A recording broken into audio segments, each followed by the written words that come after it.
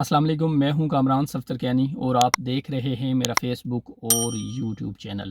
پہلی thing make it clear کہ یہ جلاؤ گراؤ، یہ عمارتوں کو گرانا، قومی تنصیبات پہ حملہ کرنا اور اپنے شہداء کی قبروں کے اوپر جا کر وہاں جلاؤ گراؤ کرنا، that's absolutely in acceptable, so please don't do it.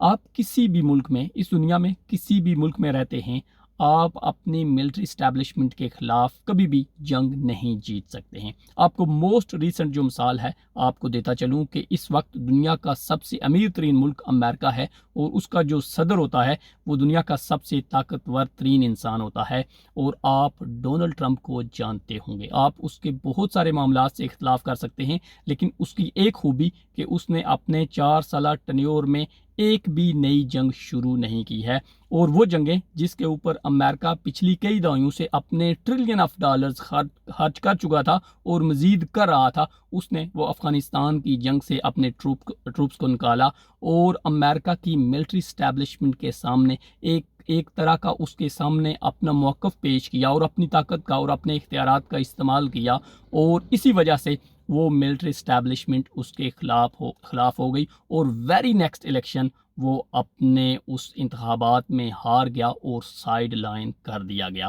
اب وہ بھی امریکہ کی عدالتوں کے چکر کاٹ رہا ہے، اور عین ممکن ہے کہ کسی دن آپ سنیں کہ ٹرمپ کو کسی کیس میں سزا ہو گئی ہے۔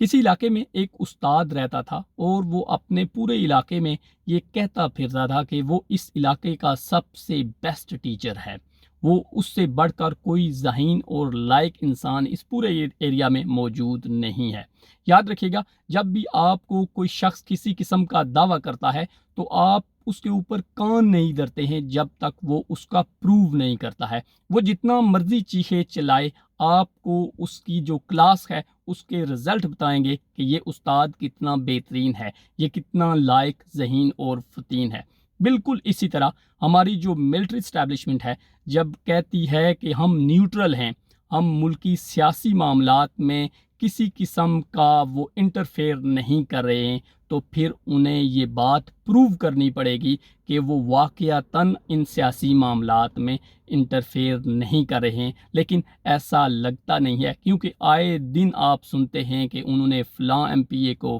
فلاں ایم این اے کو، فلاں منسٹرز کو